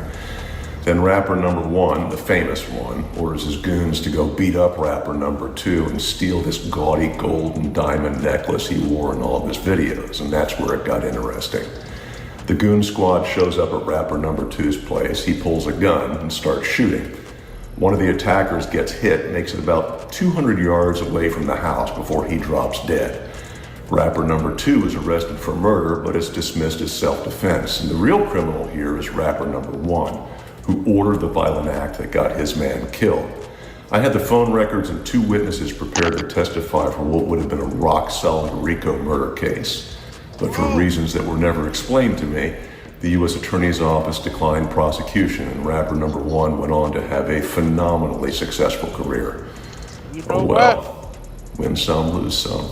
Now, before I get into this demonstration, I need y'all to do me a huge... Shout out to Educated. So, just because he said that, he's trying to stick Jeezy with being a rat or favor, because sometimes y'all be forgetting, so go ahead, hit that like button right. Oh, but I listened to what the FBI agent said, and I did not hear him say one thing about Jeezy being a snitch. Not one thing. I did not hear the FBI agent say, not in the whole demo that I just played y'all, that hey, rapper number one, who we know is Jeezy, snitched. Not one time. Now, if y'all ain't catch it, I'm finna play the demo one more time, and I need y'all to jump in the comment section and tell me, when did Jeezy snitch? Check it out. Yeah, I'm not going to say the guy's name because he's pretty famous, and to be fair, he was never charged with a crime. But we had these two rappers in Atlanta in the early 2000s, and they were beefing with each other, trading diss tracks, the whole thing. Then rapper number one, the famous one, orders his goons to go beat up rapper number two and steal this gaudy gold and diamond necklace he wore in all of his videos, and that's where it got interesting. The goon squad shows up at rapper number two's place. He pulls a gun and starts shooting. One of the attackers gets hit, makes it about 200 yards away from the house before he drops dead. Rapper number two is arrested for murder, but is dismissed as self-defense. And the real criminal here is rapper number one, who ordered the violent act that got his man killed. I had the phone records and 2 witnesses prepared to testify for what would have been a rock-solid RICO murder case. But for reasons that were never explained to me, the U.S. Attorney's Office declined prosecution, and rapper number one went on to have a phenomenally successful career. Oh well, win some, lose some. When did he say Jeezy snitched? I didn't hear it. All I heard was he believed that he had a case. He had a couple of witnesses that was willing to testify. And he gave it to the prosecution, federal prosecution, even though he called it a rock solid RICO case. Hold on, wait a minute. You are an investigator. You don't do no charge. You understand what I'm saying? See, that's where a lot of people get stuff mixed up at. A lot of people believe that just because the police arrest you and stuff like that, and just because you sit down in front of the police and be telling and talking to the police, that they have the power and authority to charge you or to dismiss charges. No. They don't have that power and authority. The police is just to arrest you. That's what they do. They just go scoop you up. 9 times out of 10, they don't even know the particulars of the case, really. You know what I'm saying? They just know that, look, the prosecution attorney said, hey, go arrest him. We think we got a case on him. Was Jeezy ever arrested? Come on, because a lot of people been calling this man a snitch. Was he ever arrested for the murder of his homeboy Pookie and for the home invasion of Gucci Mane? Was he ever arrested? According to the records that I got, the man ain't never been arrested for now one of them crimes. Now here it is, we have the FBI agent saying that he had a rock solid RICO. Well, if you had a rock solid RICO, do you think, especially in the 2000s, that a federal prosecutor, a federal district attorney would deny a rock solid RICO case against a famous drug dealing rapper that raps about selling drugs? His friends get locked up for selling drugs, and he rap about it all the time. He even rapped about putting $10,000 on Gucci Mane's head for the chain. Hey, we're gonna stop it right there, man. Y'all go to hood educated, not lame related. Yeah, man, I don't think Jeezy told. Now they trying to connect him, saying that he snitched on BM. If that's the case, why Big Meech never said that? Big Meech did come out and say that Lil Dimension, you know what I'm saying, took that safety down. Only thing Meech said about Jeezy was with that BMF shit was that he ain't hold them niggas down.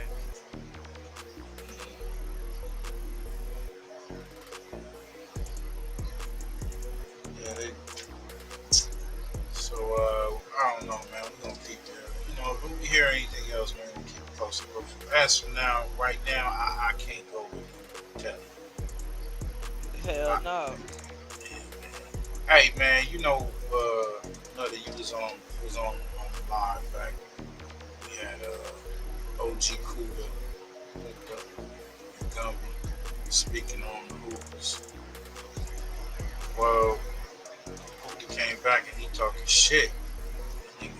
Spicy, he got a lot of bass in his voice, man. He got bass in his voice. They came back gangster talking about you gonna knock the shit out of him. Right, you dig what I'm saying? Yeah, but did you see? I mean, first you said you flinched a little bit. Nah, I never flinched. You know, I'm gonna get into that scumbag. All right. You know, in another segment. One at a time. Yeah, one at a time. I'm dealing with it. First of all, I'm dealing with this one. Nigga Percy said he flinched. He didn't say. Oh man. Percy showed it when he flinched. Down individual, because I'm not gonna disrespect Hoover. I'm disrespecting Gumby. Because see, Gumby came to the table salty, you know. He didn't come to the table with common sense and intelligence and something sweet, you know what I'm saying? Meaning, when you come to the table and it's peace, you offer something sweet. That's how you attract flies. You come with some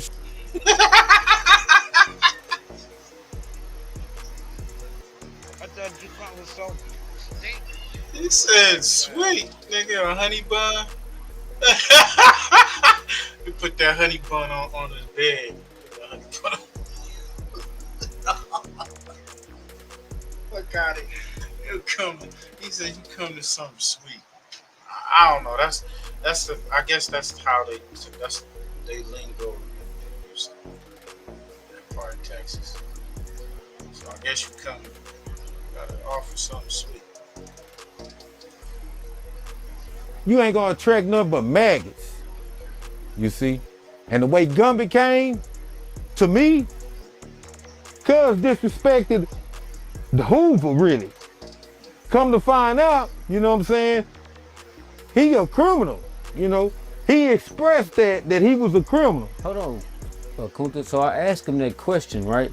And you didn't say anything at the time. Because you know what? I was there not to. Yeah, you didn't say none of that. You pussy. You didn't say none of that.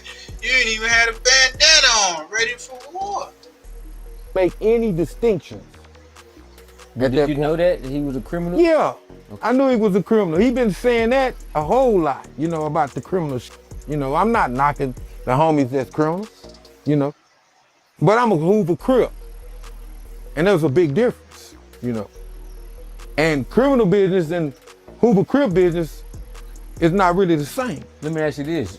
And now let me say, I can the homies that's criminals, you know, but I'm a Hoover Crip. And there's a big difference, you know. And criminal business and Hoover Crip business is not really the same. Let me ask you this. And now let me say it right. 9 deuce 9-4 business, 9-4 business ain't 5 deuce business. Okay. You see. And he had no business really in 5 deuce business. Cause see, he from 9-4 and he a criminal. You know, I ain't knocking him, you know.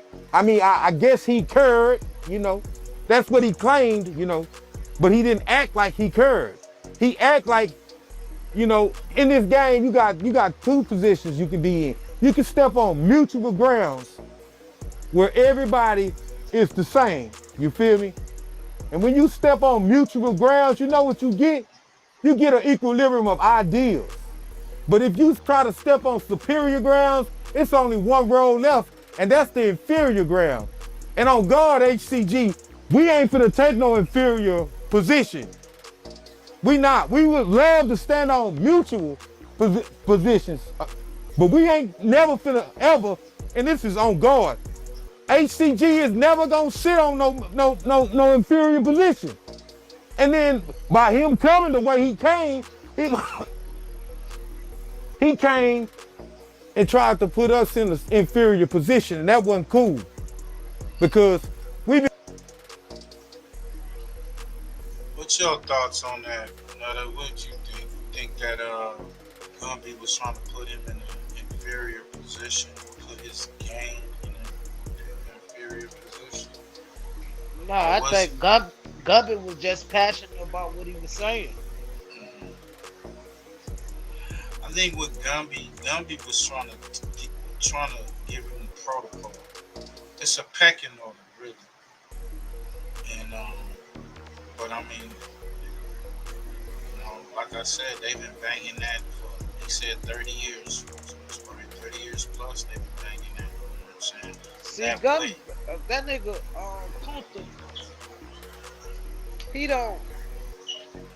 How can I say this? He don't know. He don't know about LA niggas and how they feel about. You know what I mean? Where they come from and all that shit. You know what I mean? So he ain't gonna understand the route Gumby was coming from. You know what I mean?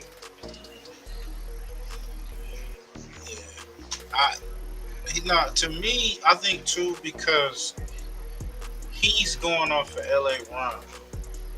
Yeah. LA Ron is East Coast. So, you know, that's like I said on the last one. That's the start of the Crips. You know what I'm saying? The Six Pack and all of this stuff. That's Raymond Washington's baby. So he's been out there all that time and well respected. So they've been getting their Cripology from him. Yeah.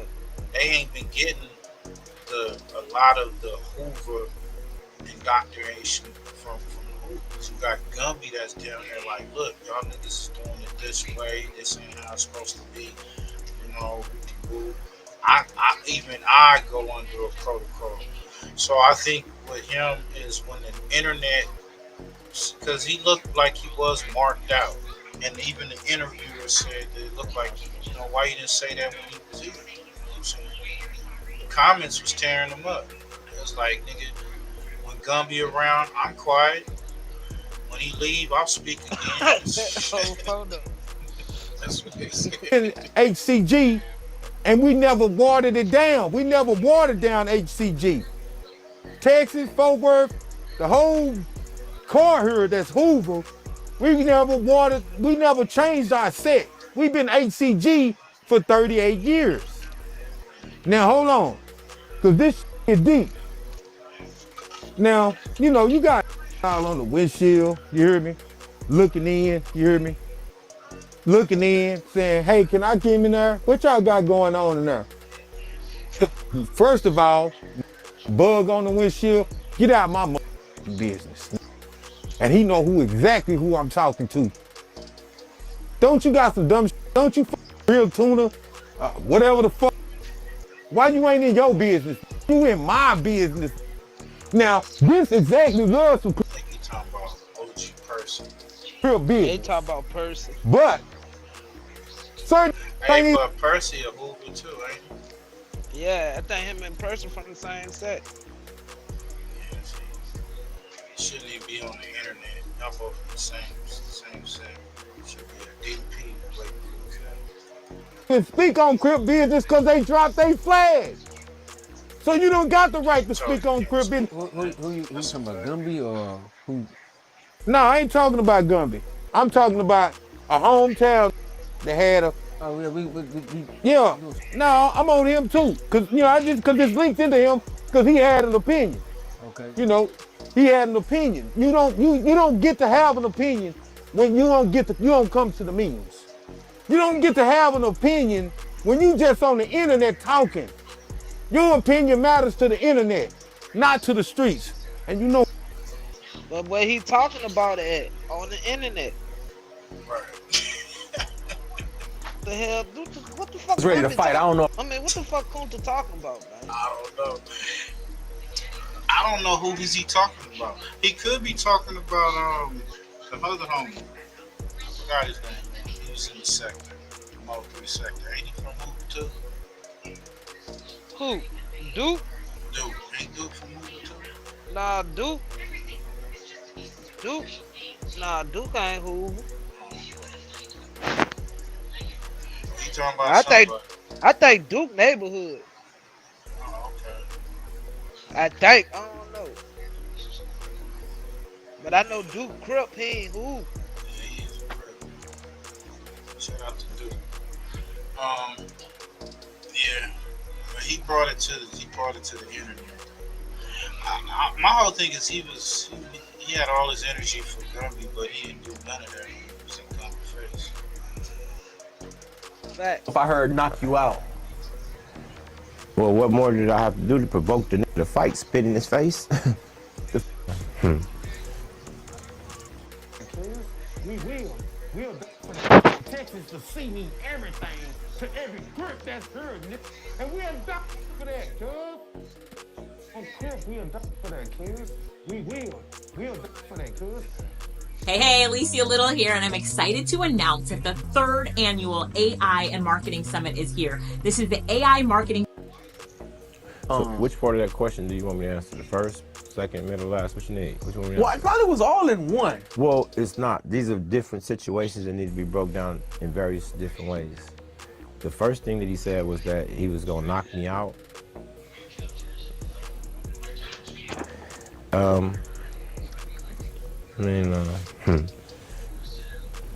Well, he said he was ready to fight. I don't know if I heard knock you out. Well, what more did I have to do to provoke the nigga to fight? Spit in his face? Like, come on, bro. We Like, talk about culture. I don't really think that it would have went that way. You know what I'm saying? Like I keep telling you, I don't lose. I don't lose. So I'm not concerned about Kunta knocking me out. Like, that's like fairy tale, man. Like, I keep telling y'all, kids fight.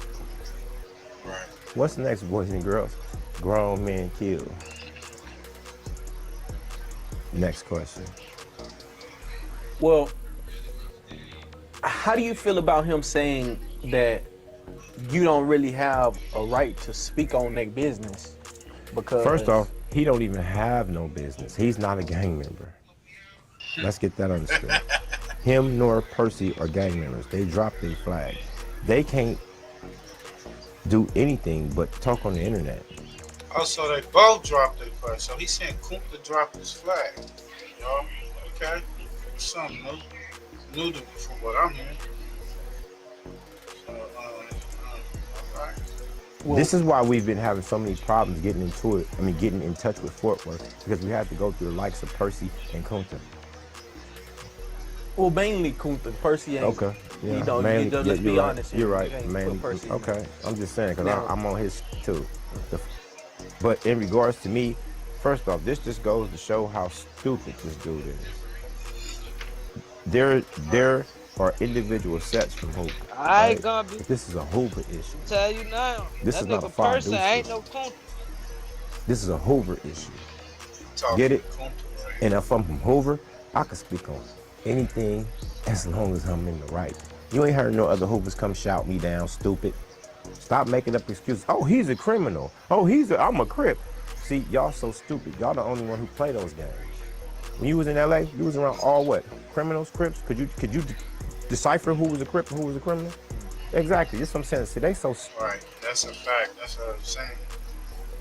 You're just being stubborn and thinking that, oh, we've been doing this for so long. Y'all trying. That's why he was saying that. Well, we on neutral ground, and you know, we basically trying to say that the Hoover collective is looking down on them and not giving them their respect. But basically, what they're trying to do is trying to, like, you know, just twist it, you know, the Kelly, twist the knobs to where it needs to be, to where everybody is under the same umbrella. Under one accord, right? Yeah. stupid. Well, he's so stupid that he don't even know what he's talking about. Like, he don't even know our politics to even be talking about he's from Hoover. You don't even know Hoover politics. Makes no sense, bro. It's like arguing with somebody. Man, just go away, bro. Just go away, bro. You making everybody look bad, not just Fort Worth. In order for you to save face, you went out here and put on a whole orange rag, a whole orange hat, orange chucks, to prove to us that you from Hoover. But you said our colors is blue and gold, and I'ma die by it. Stop playing. You as fake as a $3 bill. And see that too, bro. I seen him when he was doing the little vlog. Now I guess they wear the blue and gold. Like, I'm like, yeah, y'all all out of whack, bro.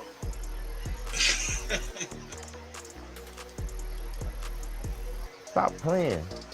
Stop playing. You guys are misleading a lot of good people, bro. With all y'all fake bravado. I keep telling everybody, y'all think I'm fake? Get in the way. See what happens. I gotta correct you in Kunta's defense. You said he wasn't in the gang, and I watched the Bob report. He said that he was, you know, he never dropped his flag. I ain't never heard that. He just was Muslim or whatever. If you drop your flag for Muslim, that's the same thing Big U did. That's the same thing he did. If you're a Muslim, right, and you took your shahad, it's obvious that he's not a gang member. He leads with his religion. This is why he keep referring to California as the Mecca, and this is the Medina. Like, that's all Muslim terms, bro. So he's already then transformed who he is into a Muslim that by way of Jehovah. So like, you really ain't got nothing to even talk to us about. You're not even fully in the streets, bro.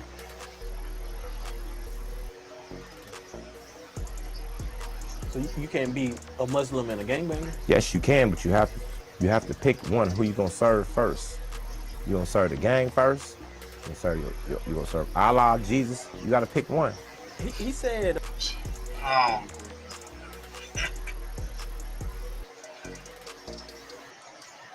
Man, what you think, man?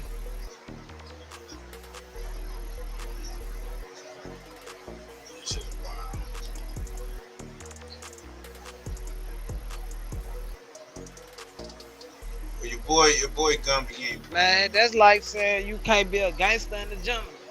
Right. You get what I'm saying? That's bullshit. Yeah, I don't agree with that. You can't mix religion with goddamn gang politics. That's one thing about it is this. Your religion is your religion. Your spirituality is your spirituality. Yeah. While you on this earth and you decide to, that's like, okay, I can't join the army. I can't be in the military, but and have my religion. You know, that's bullshit. And then you gotta think, is Gumby in the streets? Are you saying Gumby in the streets? You're supposed to be in the streets. You know, you'd be right back in there. So I ain't with all that. But yeah. Hey, y'all go check that out, man. It's that last. I mean, we probably come back to this, man. I'll play a little bit of this. We'll come back to it, because this is like an ongoing thing. The homie Push tapped out. But did Tupac fake his death? The Cuba theory and evidence no one talks about. I'm hearing that Tupac's on TikTok. Got all these damn AI Tupac songs coming out. Shit's crazy.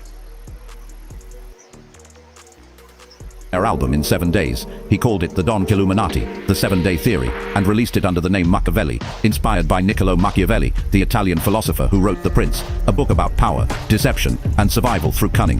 One of Machiavelli's most famous strategies was faking one's own death to escape enemies and return stronger.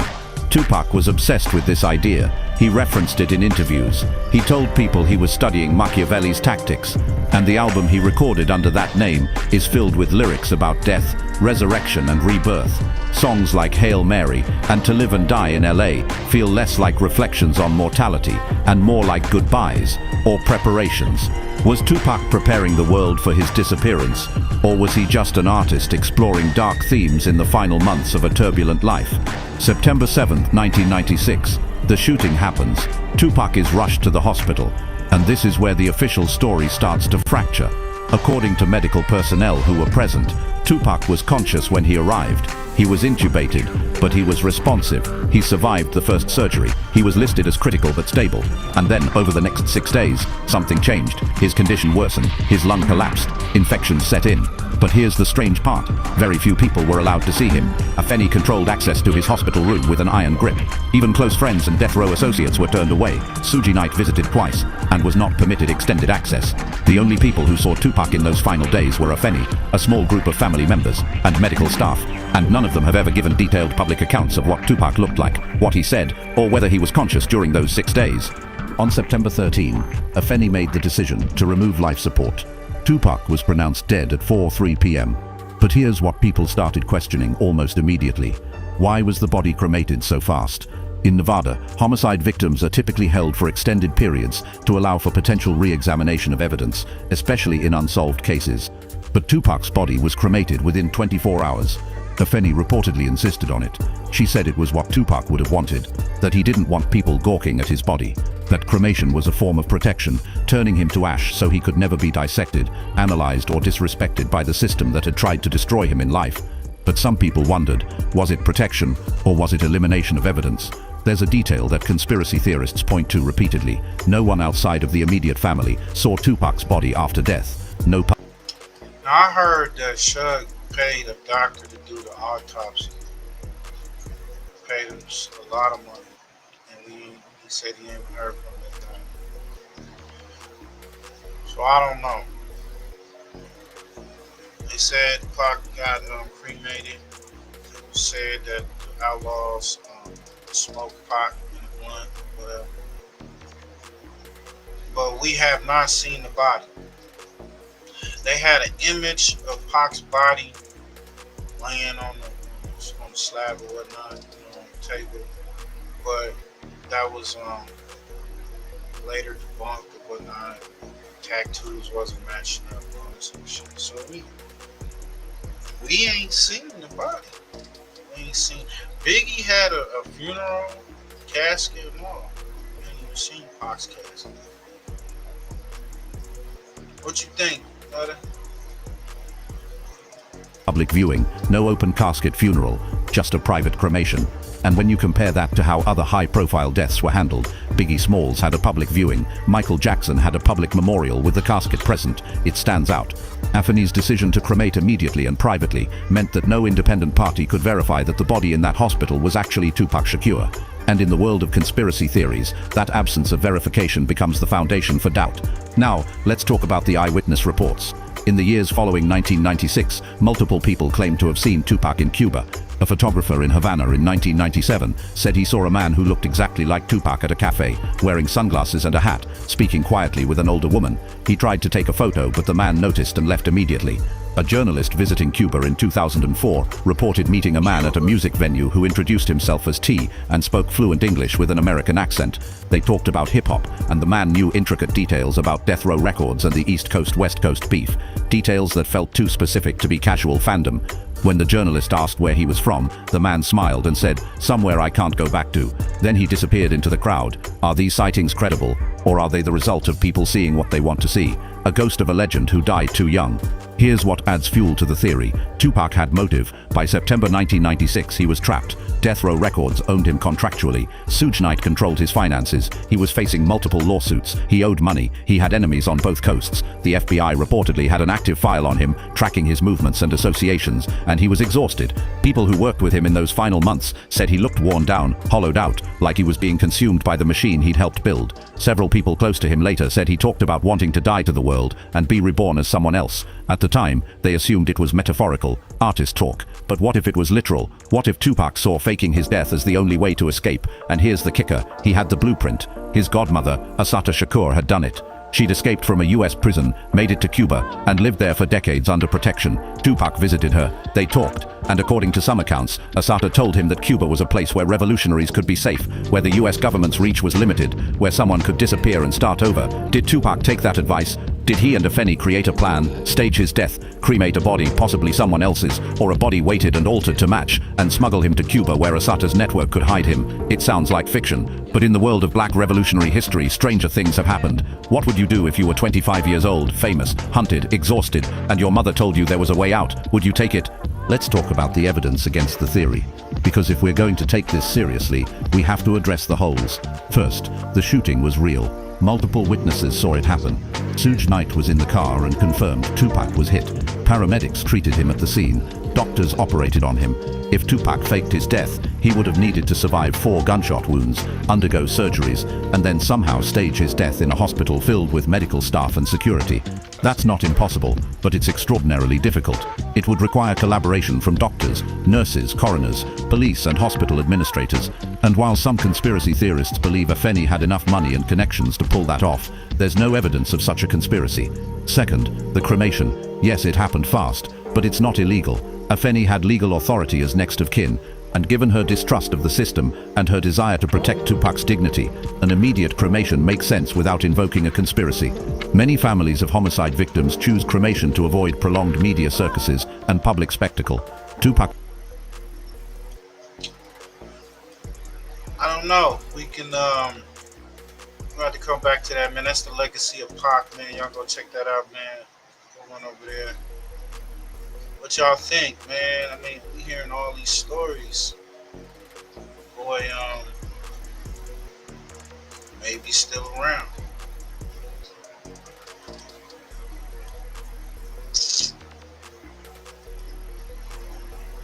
Well, Pac is still alive, still alive. Yeah, that's a big maybe. Yeah, Pac is still alive, man. You better stay where he at. You don't need to come back to the United States. Your auntie just passed, or your godmother, she just passed. And, she did well. So if Pac is somewhere out in Cuba or somewhere else, hey man, long live Pac. Hey man, appreciate everybody pulling up, man. I'm trying to trim down the time. Probably sticking to like an hour or so, maybe hour, 15 minutes, 25, something like that. So we're gonna cut down on the stories. Appreciate everybody for pulling up. Make sure go check out Big Nutter 804. Go check out Pushy Push. Go to pushypush.com. Tomorrow, yeah. Me and Push, we're gonna pull up. Hopefully, homie Big Nutter. If not, y'all go follow Big Nutter. Cause I know he be in the gaming. Yeah, I'm about to pull up on Big Nut on the GTA. But pull up tomorrow, y'all. We got the as below as it is. I mean, as below, above as in below. Y'all know the conspiracy hour. We get into it, man. It's only 30 minutes, so the show go on for about 30, 45 minutes or whatnot. Pull up, man. Pull up, learn some shit. I'll be through here. Yeah, man. Appreciate everybody. Hey, pull up on Big Nutter, man, because he get me back in the Mo 3 sector, man. I'm waiting on that case. That case is around the corner, man. Long live. Yeah, for sure. Long live Mo 3, man. We out this bitch, man. Peace out, y'all. Hey. This little motherfucker married nigga, bitch.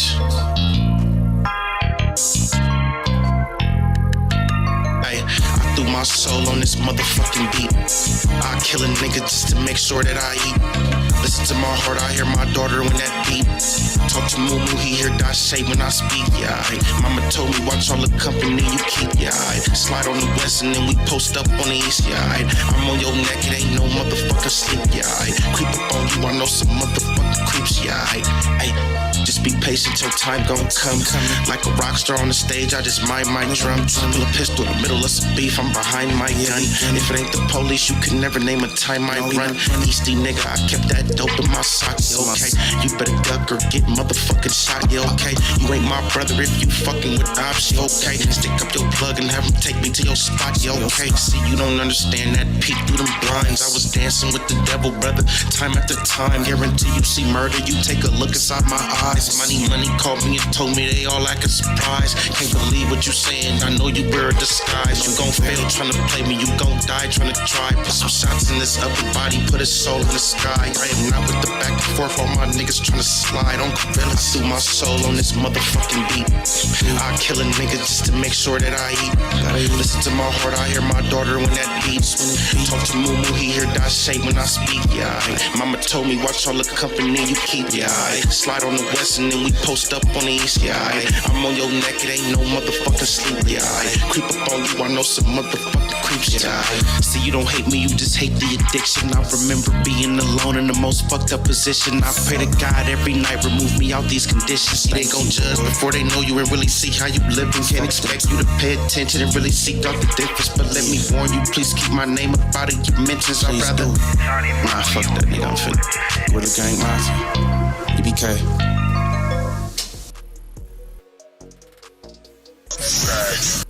FirstFamRadio.com.